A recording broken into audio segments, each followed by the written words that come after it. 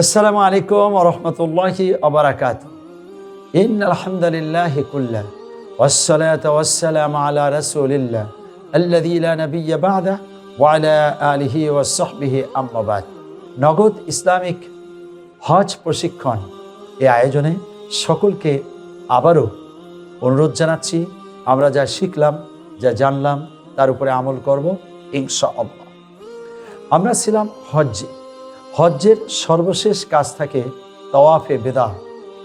আমরা মক্কা শরীফের সবটাই ঘুরে, সবটাই দেখে, সকল আমল করে আমরা এখন বিদায়ী তাওয়াফ করলাম। বিদায়ী তাওয়াফের পরে চলে যাব মদিনাতুল মুনাওয়ারায়, যেখানে বিশ্বনবী সৈয়দুল মুরসালিন রহমাতুল্লিল আলামিন মুহাম্মদুর রাসূলুল্লাহ সাল্লাল্লাহু আলাইহি ওয়াসাল্লাম আজও সবুজ গম্বুজের নিচে ঘুমিয়ে রয়েছে। এই দেখুন সেই গম্বুজ, আর গম্বুজের আশেপাশে আমরা দেখতে পাচ্ছি আরও কিছু স্থাপনা। এটা একটি মিনার। মসজিদে নববীর 9টি মিনার আছে সুউচ্চ, পৃথিবীর স্থাপনায় সবচেয়ে সুন্দর। এখানে আমরা যা দেখতে পাচ্ছি এটা হলো কম্পিউটার ছাতা। তার মানে হলো আশেপাশে ছাতা ফিট করা আছে।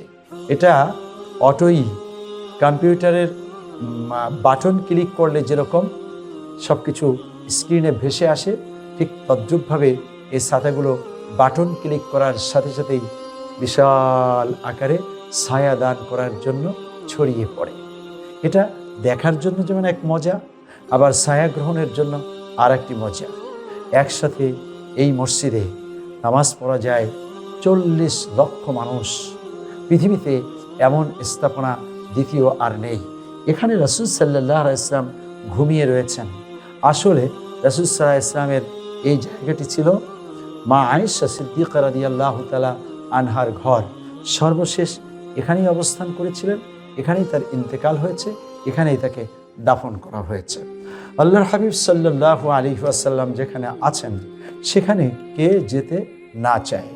এজন্য রাসূলের একখানা হাদিস রয়েছে, মান যারা কবরি ওয়াজাবাত লাহু শাফাআতি, যে বা যারা রাসূলের কবর জিয়ারত করলেন তার জন্য রাসূলের শাফাআত ওয়াজিব হয়ে যায়। অনেকেই 40 দিন 40 ওয়াক্ত নামাজ পড়ার জন্য 8 দিন পর্যন্ত মদিনায় অবস্থান করেন। এই হলো মসজিদে নববীর বিশাল ক্যাম্পাসের একটা অংশ আমরা দেখতে পাচ্ছি। 1, 2, 3, 4, 5। এখানে 5টি মিনারের চূড়া দেখা যাচ্ছে। আর এখান দিয়ে রাসূল সাল্লাল্লাহু আলাইহি ওয়াসাল্লাম যে সবুজ গম্বুজের নিচে ঘুমিয়ে রয়েছেন এবং তার পাশেই রয়েছেন দুই বন্ধু আবু বকর সিদ্দিক রাদিয়াল্লাহু তাআলা আনহু এবং ওমর ইবনুল খাত্তাব রাদিয়াল্লাহু তাআলা আনহু। এবং একটি বর্ণনায় যে এর পাশে আরও 2টি কবরের জায়গা রয়েছে, একটায় ইমাম মাহাদি থাকবেন আর আরেকটায় হযরত ঈসা আলাইহিস সালাম থাকবেন। এভাবে করে রাসূল সাল্লাল্লাহু আলাইহি ওয়াসাল্লামের এই মসজিদ এক সময় খেজুর গাছ আর খেজুর পাতা দিয়ে তৈরি করা হয়েছিল। আর সেই মসজিদ এখন বিশ্বশ্রেষ্ঠ স্থাপনা। এখানে পাশেই কিন্তু একটা জাদুঘর আছে। মসজিদের ভিতরে বিশ্বের শ্রেষ্ঠ লাইব্রেরিও আছে। এখানে মানুষেরা গবেষণা করেন। আমি যে বলেছিলাম সৈয়দনা আবু বকর সিদ্দিক রাদিয়াল্লাহু তাআলা আনহু, সৈয়দনা ওমর ইবনুল খাত্তাব রাদিয়াল্লাহু তাআলা, এই দুই বন্ধু কাছে। এই হলো রাসূলুল্লাহ সাল্লাল্লাহু আলাইহি ওয়াসাল্লামের কবর মুবারক। আর এখানে যে ফাঁকা জায়গা, এখানে ঈসা আলাইহিস সালাম, এখানে ইমাম মাহাদি, এইভাবে বর্ণনা আছে। আল্লাহ রাব্বুল আলামিন কবুল করুন।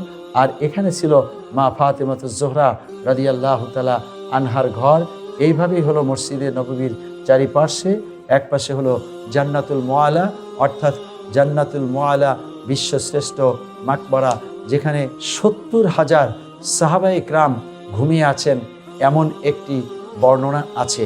তবে নিঃসন্দেহে অনেক সাহাবী সেখানে আছেন, এতে কোনো সন্দেহ নাই। ওসমান রাদিয়াল্লাহু তাআলা আনহুর মাকবারাও সেখানে রয়েছে। এখানে আমরা দেখতে পাচ্ছি রাসূল সাল্লাল্লাহু আলাইহি ওয়াসাল্লামের সবুজ গম্বুজের একটি অংশ। আর এই হলো রাসূল সাল্লাল্লাহু আলাইহি ওয়াসাল্লামের বংশ, যারা রাসূল থেকে আস্তে আস্তে ছড়াতে ছড়াতে বিশ্বজনীন ছড়িয়ে আছে। আজও বাংলাদেশেও আওলাদে রাসূল সাল্লাল্লাহু আলাইহি ওয়াসাল্লামের বংশের লোক একজন হলেও পাওয়া যায়, যেমন আনোয়ার হোসেন, তাহের, জাবের আল মাদানী আওলাদে রসুল। যিনি আসলেই বাংলাদেশে আমাদের জন্য নেয়ামত হিসেবে এখনও জীবিত আছেন। আল্লাহ পাক মোহতারামকে নেক হায়াত দারাজ করুন। তিনি চট্টগ্রাম আন্দরকিল্লা জামে মসজিদের সম্মানিত খতিব এবং বাংলাদেশে পথিত যশা আলেমদের মধ্যে তিনি নিঃসন্দেহে শ্রেষ্ঠ। এখন যেটা আমরা গ্রিল দেখতে পাচ্ছি, এটা হলো লোহার গ্রিল, যদিও সোনালি রঙের এখানে এসছে, তবে ওখানে সবুজ রঙের। এই গ্রিলে আমরা একটা জিনিস দেখব, সেটা হলো এই যে দেখুন ছোট ছোট ছিদ্র দেখা যাচ্ছে, একটা ছিদ্র একটা ছিদ্র, এখানে দুটো ছিদ্র, এখানে একটা বড় ছিদ্র, এখানে দুটো, আবার এখানে আছে এখানে আছে, এভাবে।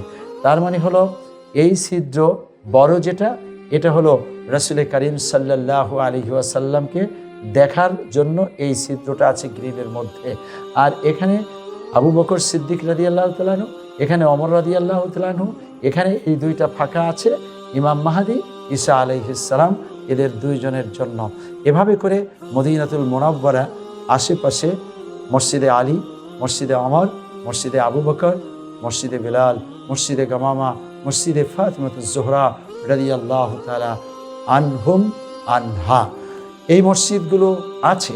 এগুলো ছোট ছোট মসজিদ, কখনো খোলা হয়, কেউ কেউ নামাজ পড়েন অথবা পড়েন না। তবে এই জায়গাগুলিতে ক্যাম্প ছিল সেই সময়। এই ক্যাম্পে এক একজন সাহাবীকে রাসূল সাল্লাল্লাহু আলাইহি ওয়াসাল্লাম দায়িত্ব দিয়েছিলেন মদিনাতুল মুনাওয়ারাকে সংরক্ষণের জন্য। এটা ছিল প্রতিরক্ষা ব্যবস্থা। আবার একটু দূরে গেলেই সেখানে হলো খন্দকের 7টি মসজিদ ভেঙে এখন একটা মসজিদ আছে, যেখানে খন্দকের যুদ্ধ হয়েছিল এবং পরীক্ষা খনন করে মুসলমান বিজয় লাভ করেছিলেন। আর একটু দূরে চলে গেলে উহুদ ময়দান, যেখানে আমির হামজা রাদিয়াল্লাহু তাআলা আনহু শহীদ হয়েছেন, 70 জন সাহাবী শহীদ হয়েছেন। রাসূল করিম সাল্লাল্লাহু আলাইহি ওয়াসাল্লামের দন্ত মোবারক শহীদ হয়ে গিয়েছিল, গোটা শরীর ক্ষতবিক্ষত হয়েছিল এবং তিনি অসুস্থ হয়েছিলেন। কাফেররা বলেছিল যে মুহাম্মদ সে মারা গেছে এবং আবু বকর, ওমর, ওসমান, আলী সকলকে আমরা নিহত করেছি। ওমর রাদিয়াল্লাহু তাআলা আনহু গর্জে উঠে বললেন যে আমরা সকলেই বেঁচে আছি, তোমাদেরকে সমুচিত জবাব দেওয়া হবে সময় মতো। এরপরে আরেকটি মসজিদ আছে জুল কিবলাতাইন, একই নামাজের ভিতরে কেবলা বাইতুল মাকদাসের দিকে ছিল, আবার বাইতুল্লাহর দিকেও ছিল। তার মানে একই নামাজে আল্লাহ পাকের হুকুম নাজিল হওয়াতে বাইতুল মাকদাস থেকে ঘুরে রাসূল সাল্লাল্লাহু আলাইহি ওয়াসাল্লাম নামাজরত অবস্থাতেই বাইতুল্লাহর দিকে ঘুরে গেলেন।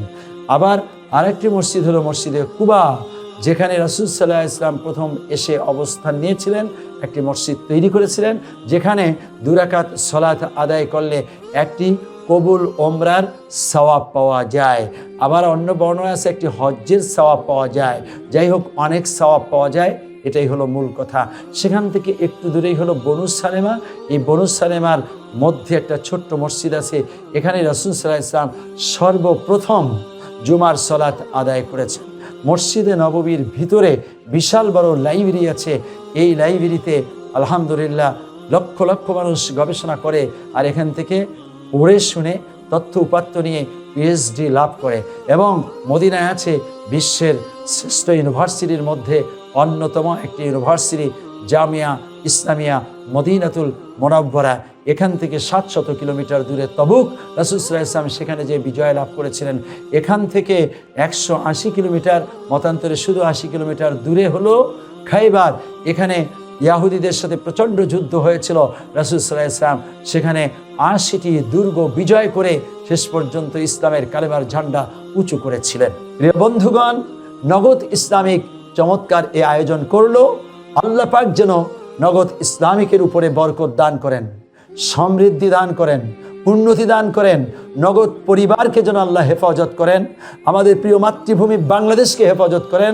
সমস্ত হাজীগণ যেন বিশ্বলোকের জন্য দোয়া করে বিশ্বের মধ্যে নতুন করে আল্লাহর রহমত নাজিল হতে পারে, এমন ইবাদত করতে পারেন, সে তৌফিক দান করুন। ওমা তৌফিকুনা ইল্লা বিল্লাহ। ওয়াসসালামু আলাইকুম ওয়া রাহমাতুল্লাহ।